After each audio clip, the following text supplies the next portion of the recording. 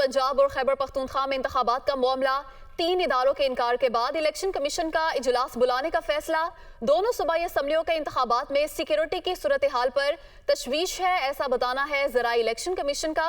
इसी पर बात करेंगे। ब्यूरो चीफ इस्लामाबाद अदील वड़ाइश हमारे साथ मौजूद हैं। अदील, बताइएगा, 3 इदारों के इनकार के बाद अब इलेक्शन का इनेकाद किस तरह से मुमकिन हो सकेगा?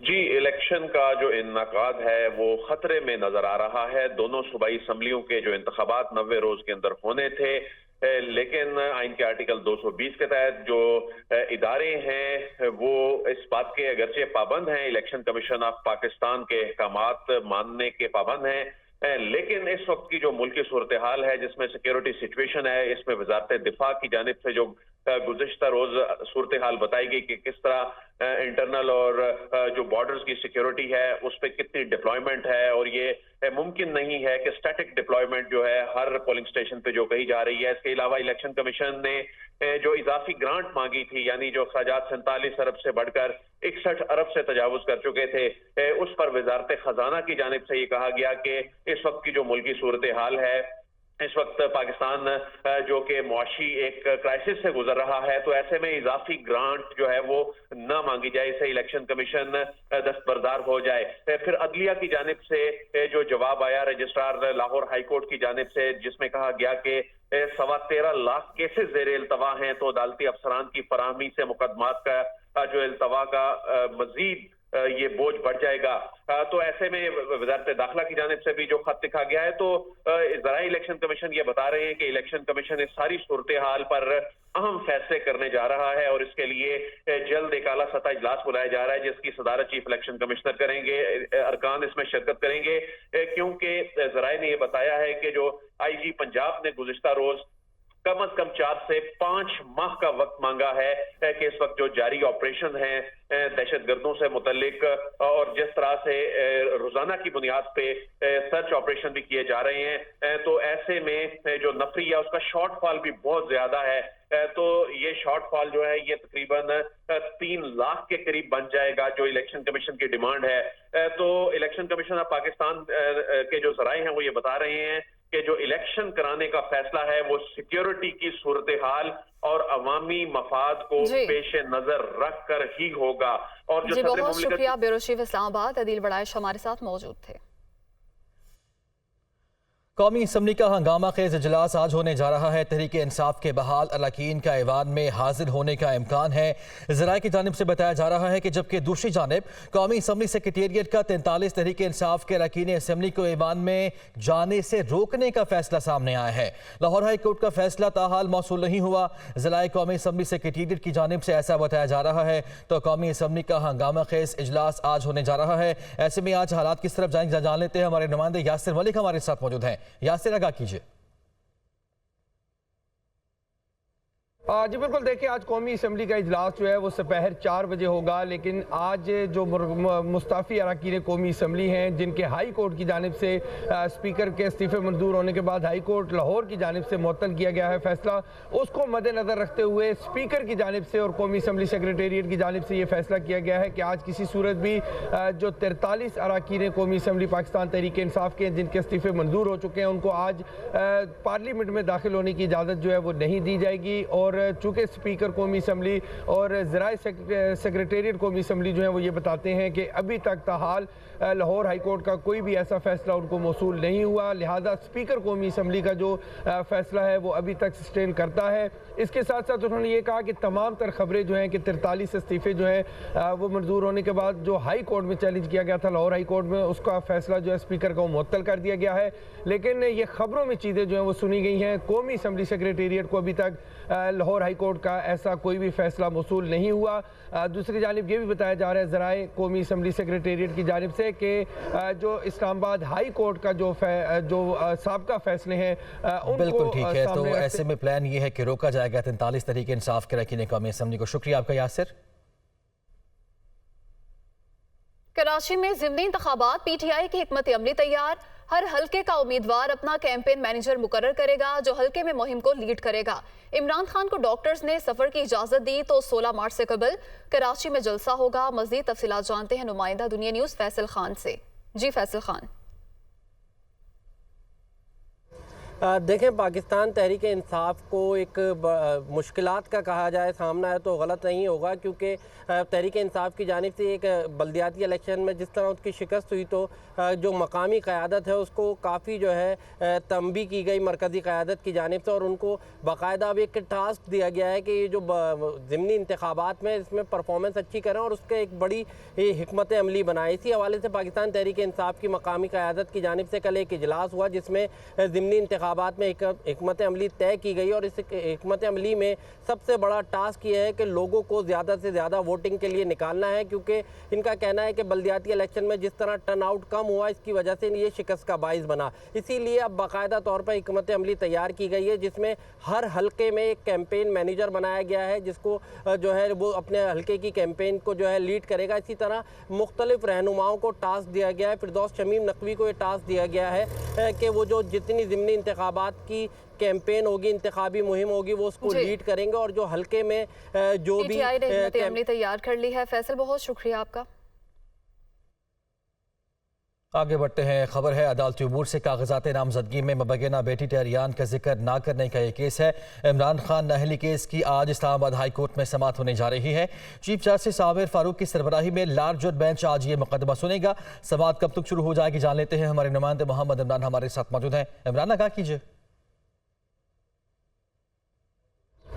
جی، سابق وزیر اعظم عمران خان کی نااہلی کے لیے دائر درخواست پر اسلام آباد ہائی کورٹ کا لارجر بینچ آج پہلی سماعت کرے گا۔ اس سے پہلے سنگل رکنی بینچ اس کیس کو سن رہا تھا، لیکن گزشتہ سماعت پر چیف جسٹس عامر فاروق کی جانب سے اوپن کورٹ میں یہ اعلان کیا گیا کہ اب یہ کیس لارجر بینچ کو ٹرانسفر کیا جا رہا ہے، جس کے بعد 3 رکنی لارجر بینچ کا قیام عمل میں لایا گیا، جس میں جسٹس محسن اختر کیانی اور جسٹس ارباب محمد طاہر بھی شامل ہیں۔ اس کے علاوہ آج ایک اور ڈیولپمنٹ ہوئی ہے کہ جو شہری درخواست گزار ہیں ساجد حسین، ان کی جانب سے ایک درخواست اسلام آباد ہائی کورٹ میں دائر کی گئی ہے جس میں یہ استدعا کی گئی ہے کہ وہ کچھ ایڈیشنل ڈاکومنٹس جمع کرانا چاہتے ہیں۔ اس درخواست کو بھی اب لارجر بینچ کے سامنے فکس کر دیا گیا ہے اور وہ بھی اسی کیس کے دوران ہی سنی جائے گی۔ یوزولی جو لارجر بینچ کی ٹائمنگ ہوتی ہے وہ 2 سے 2:30 کے درمیان ہوتی ہے، کیونکہ 12:30 تک جو ہے وہ ڈویژن بینچ کیسز کی سماعت کرتا ہے، اس کے بعد تھوڑا وقفہ ہوتا ہے اور پھر جو ہے وہ لارجر بینچ کی سٹنگ ہوتی ہے، کیونکہ ابھی کچھ ہی ہفتوں پہلے تک جو تحریک انصاف کی پارٹی فنڈنگ کیس سے متعلق الیکشن کمیشن کے فیصلوں کے خلاف اپیلیں تھیں، اس پر بالکل بھی ٹھیک ہے۔ تو اب یہ بینچ اپیل چونکہ لارجر بینچ سننے گا اس لیے 2 بجے ٹائم متوقع ہے۔ عمران شکریہ، آپ نے آگاہ کیا۔ نگران وزیر اعلیٰ پنجاب محسن رضا نقوی نے کابینہ کا 4تھا اجلاس آج طلب کر لیا ہے۔ اجلاس آج سپہر وزیر اعلیٰ آفس میں ہوگا۔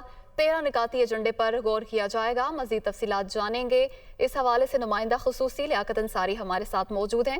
جی لیاقت انصاری، بتائیے گا۔ لیاقت انصاری سے رابطہ بحال کرنے کی کوشش کریں گے۔ نگران وزیر اعلیٰ پنجاب محسن رضا نقوی نے کابینہ کا 4تھا اجلاس آج طلب کر لیا ہے۔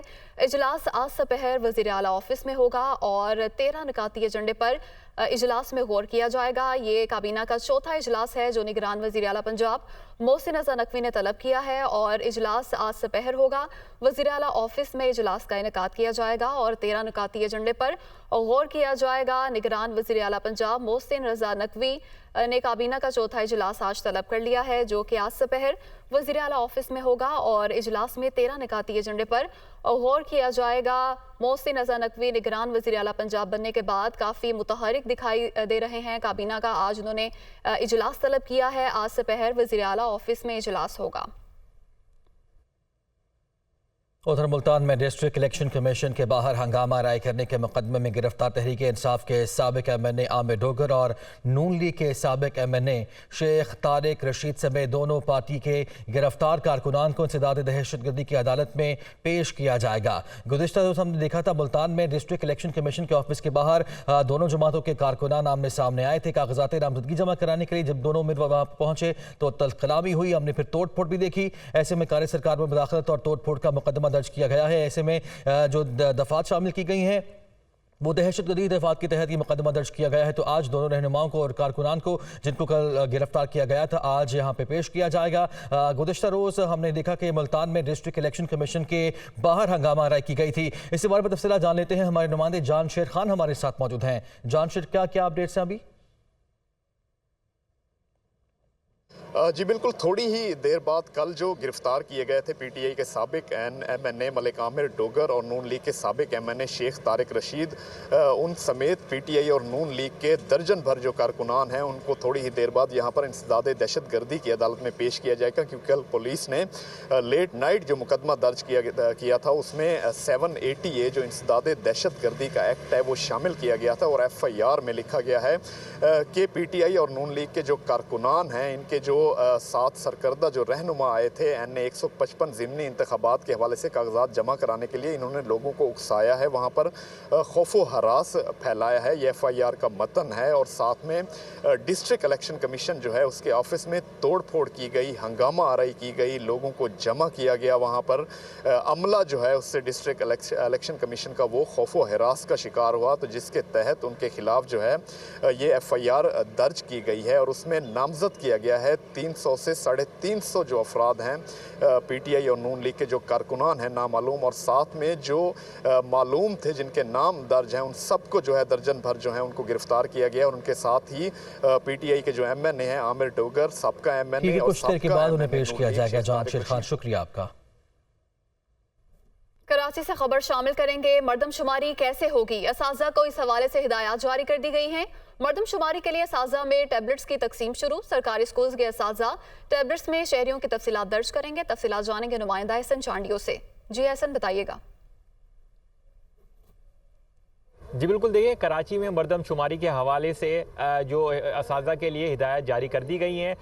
असाजा जिनकी ड्यूटी लगाई गई है मर्दमशुमारी के लिए, उनमें जो है टैबलेट की तकसीम भी करना शुरू कर दी गई है। उसके अलावा जो हम बात करें, असाजा जिनकी ड्यूटी लगाई गई है वो घर घर जाके मर्दमशुमारी करेंगे और उनको टैबलेट में जो है इंटरनेट की भी जो वो दस्तियाब किया जाएगा, ताकि जब वो जहाँ पे घर पे पहुँचेंगे किसी भी अफराद की जो तफसीलात दर्ज की जाएंगी तो उसके साथ साथ उनकी घर की जो है लोकेशन भी उसमें ऑनलाइन तरीके से जो है वो सेव की जाएगी। अगर इसको कहा जाए डिजिटल मर्दमशुमारी तो गलत ना होगा, क्योंकि इसके लिए तमाम असादा जो ड्यूटी पे मौजूद होंगे उनको टैबलेट भी देना शुरू कर दिया गया है। उसके अलावा हम बात करें, इस टैबलेट में एक कैमरा भी, खुफिया कैमरा नस्ब होगा, जो कि खुदा न खास्ता अगर कोई ऐसा वाक़या होता है, शहरी से तलकलामी होती है, तो वो तमाम तर वाक़या जो है वो उसमें रिकॉर्ड किया जा सके। उसके अलावा हम बात करें, जो हमारी असाजा से बात हुई है जिनकी ड्यूटी लगी है, उनका ये कहना है कि ये जदीद लैपटॉप जो दिया गया है उनकी तकरीबन 80,000 के करीब लगभग कीमत है। जी एहसन चांडियों, बहुत शुक्रिया, आपने तफसीलात से आगाह किया।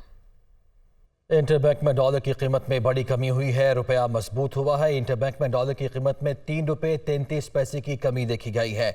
इंटरबैंक में डॉलर 270 रुपये की सतह पर ट्रेड कर रहा है। डॉलर की कीमत में 4 कारोबारी दिन में 6 रुपये 58 पैसे की कमी देखी गई है। इसी पर बात कर लेते हैं, head of business desk Haris Zameer हमारे साथ मौजूद हैं। जी हारिस, IMF से मशरूत है, जैसे हम पहले भी करें, मुस्बत खबरें ये आ रही हैं कि जो एग्रीमेंट है, मुआहदा जो है वो आज हतमी शक्ल इख्तियार कर लेगा।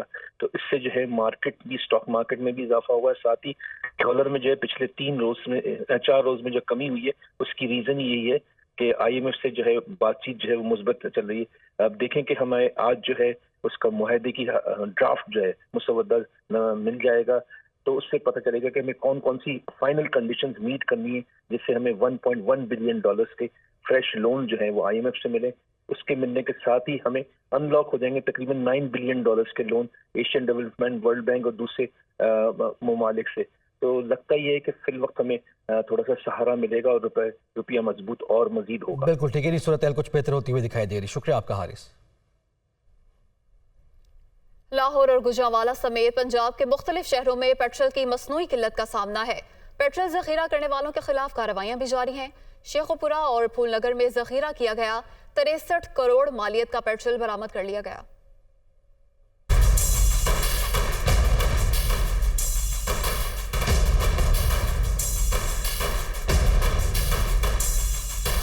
पेट्रोल की किल्लत, پمپس بند کر دیے گئے۔ لاہور، گجرانوالہ سمیت پنجاب کے مختلف شہروں میں پیٹرول کا حصول مشکل ہو گیا۔ گجرانوالہ بھر میں پیٹرول کی شدید قلت کا سامنا ہے۔ جہاں دستیاب ہے وہاں لمبی قطاریں دیکھنے میں آ رہی ہیں۔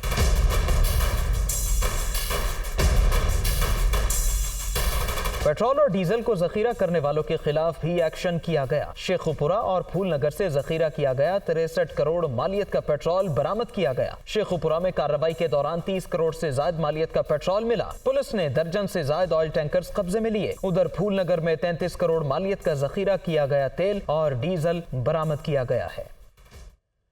وزیر مملکت برائے پیٹرولیم مصدق ملک نے کہا ہے کہ ملک میں 20 دن کا پیٹرول اور 30 دن کا ڈیزل موجود ہے۔ ذخیرہ اندوزی کرنے والے باز آ جائیں ورنہ لائسنس منسوخ کر دیے جائیں گے۔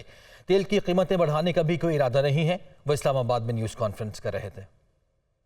قانونی ریکوائرمنٹ یہ ہے کہ ہمارے ملک میں کسی بھی وقت 20 دن کا پیٹرول ہونا چاہیے اور 20 دن کا ڈیزل ہونا چاہیے۔ 20 دن کا پیٹرول موجود ہے اس وقت پاکستان میں اور تقریباً 30 دن کا ڈیزل اس وقت ملک میں موجود ہے۔ چند لوگ صرف 2 یا 3 دن کی ہیرا پھیری کرنے کے لیے ذخیرہ اندوزی کرنے کی کوشش کر رہے ہیں۔ آپ کو اس کو بڑے سخت کانسیکوینسز بیئر کرنے پڑیں گے۔ ہم آپ کے لائسنسز منسوخ کر دیں گے۔ کچھ لوگوں کا یہ خیال ہے کہ شاید پیٹرول کی قیمت بڑھنے لگی ہے، اسی وجہ سے یہ ذخیرہ اندوزی کی بھی کوشش کر رہے ہیں۔ کچھ ریومر ملز پاکستان میں چلتی رہتی ہیں کہ ہمارے مذاکرات ہو رہے ہیں تو پتہ نہیں تیل کی قیمت بڑھ جائے گی۔ ہمارے اس وقت کوئی پلان نہیں ہے تیل کی قیمت بڑھنے کا۔ ایک طرف توانائی بحران، دوسری طرف پاور سیکٹر میں کیپیسٹی پیمنٹس کا بڑھتا ہوا بوجھ گردشی قرضے میں اضافے کا سبب بننے لگا۔ پاور پلانٹ سے معاہدوں میں بجلی بحران کے بڑھانے کا سبب بننے والی اس شک پر دیکھتے ہیں اسلام آباد سے ذیشان یوسف زئی کی رپورٹ۔ ہمیشہ ترکی نے بہت دل کھول کر پاکستان کی مدد کی۔ میں سمجھتا ہوں کہ یہ اب ایک موقع ہے کہ ہم سب کو دل کھول کر اپنے جو ترکی بہن بھائی ہیں اور جو زلزلہ سے جو متاثر ہوئے ہیں ان کے لیے ہم بھرپور اپنی مدد کریں۔ نیشنل بینک سے وہ آئی بی این جو ہے آئی بی این کے جو نمبر ہے جس میں آپ اپنی ریلیف دے سکتے ہیں، 2 طریقے ہیں، یا آپ ڈائریکٹلی وہاں جمع کروائیں یا آن لائن ٹرانسفر کریں، یا آپ اپنا چیک یا بینک ڈرافٹ جو ٹریڈیشنل ہے کہ آپ کے جو چیمبرز ہیں، جو ادارے ہیں، جو ایسوسیشنز ہیں، وہ اکٹھا کر کے ایک ہی چیک کی شکل میں آپ جمع کروائیں۔ اگر آپ پسند کریں گے تو ہم اس کے لیے وزیر اعظم کا کوئی ارینج بھی کر سکتے ہیں کہ آپ خود آ کے وہ یعنی اس ٹرکی کی ریلیف کے لیے جو ہے وہ اپنا عطیہ دے۔ جو بھی ڈونیشنز ہوگی اس کے اوپر جو ٹیکس ریلیف ملتی ہے وہ ٹیکس ریلیف دی جائے گی۔ قیام پاکستان کے وقت لاکھوں مسلمانوں نے ہندوستان سے اپنے نئے وطن پاکستان ہجرت کی۔ لاہور کے والٹن روڈ پر سب سے بڑا مہاجر کیمپ ان لٹے پٹے قافلوں کا پہلا گھر بنا۔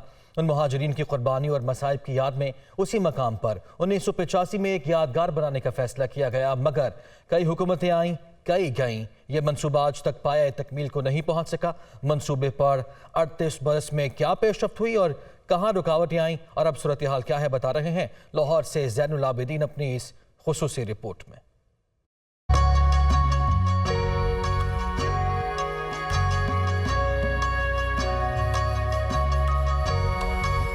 دنیا کا سب سے بڑا مہاجر کیمپ، اس ہجرت کی یاد میں سب سے بڑی یادگار۔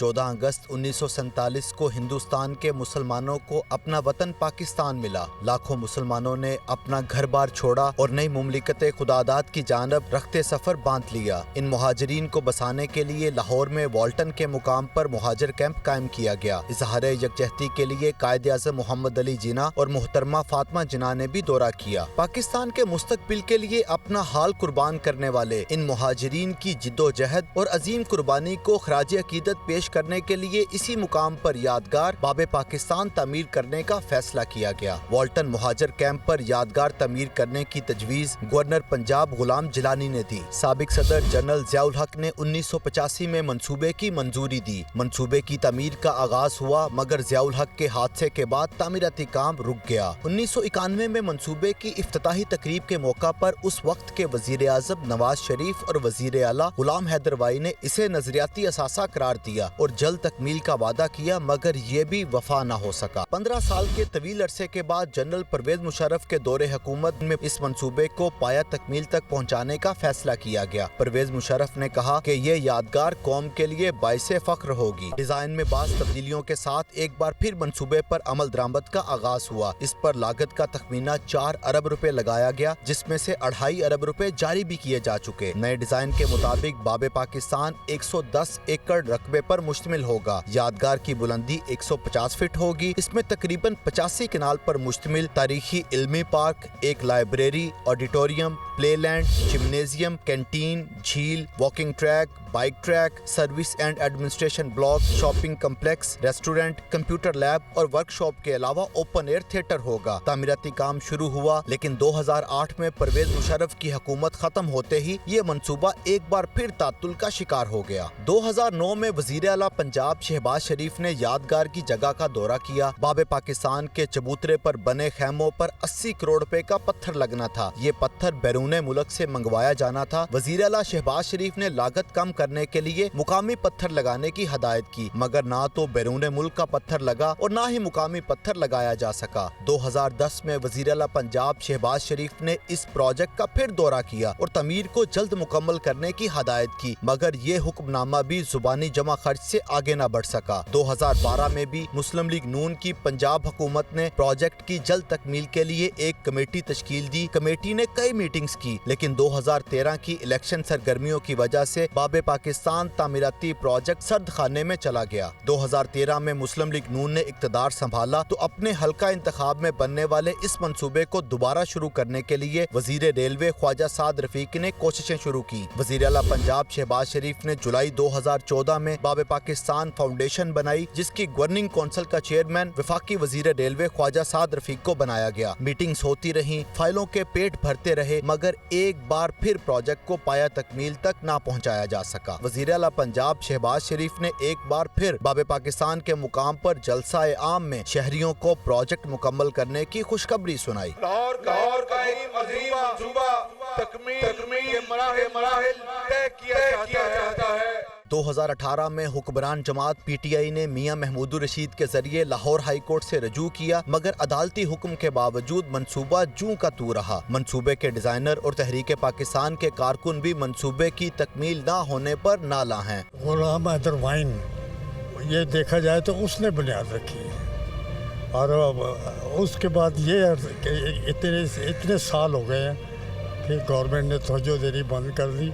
ये नहीं ऐसा होना चाहिए था। बहसियत कौम जब तक इस किस्म की चीज़ों पर फोकस नहीं होगा तो हम इन चीजों को भूले रहेंगे। बाबे पाकिस्तान प्रोजेक्ट के लिए फंड्स की कभी कमी नहीं रही। अरबों रुपए के फंड्स जारी हुए। ये मंसूबा हुकूमतों की सियासी तरजीहात और बद इंतजामी का मुंह बोलता सबूत है। अब वफाकी हुकूमत ने एक बार फिर इसे मुकम्मल करने का इरादा किया है। वजीर आजम शहबाज शरीफ 11 फरवरी को 5वीं बार बाबे पाकिस्तान का इफ्तिताह करेंगे। आज़ादी पाकिस्तान के वक्त मुल्क का सबसे बड़ा मुहाजिर कैंप बाबे पाकिस्तान कई दिहाइयों से तारीकी और वीरानी में डूबा हुआ है। कई हुकूमतों ने फीते काट कर तख्तियाँ तो लगाईं, मगर कोई हुकूमत इसको मंजूर शुदा डिज़ाइन के मुताबिक मुकम्मल न बना सकी। अब वफाकी हुकूमत इस चीज़ की ख्वाहिशमंद है कि बाबे पाकिस्तान को दोबारा तमीर किया जाए, लेकिन आने वाला वक्त फ़ैसला करेगा कि ये ख्वाब शर्मिंदा ताबीर होता है या माजी की मानद सिर्फ तख्तियाँ ही लगती हैं। कैमरा टीम के साथ ज़ैनुल आबिदीन, दुनिया न्यूज़, लाहौर। आगे बढ़ते हैं। एक तरफ तवानाई का बहरान, जबकि दूसरी जानिब पावर सेक्टर में कैपेसिटी पेमेंट्स का बढ़ता हुआ बोझ ये गर्दिशी कर्जे में इजाफे का सबब बन रहे हैं। पावर प्लांट से माहिदों में बिजली बहरान के बढ़ाने का सबब बनने वाली इस शिक पर देखते हैं इस्लामाबाद से ज़िशान यूसुफजई की यह रिपोर्ट।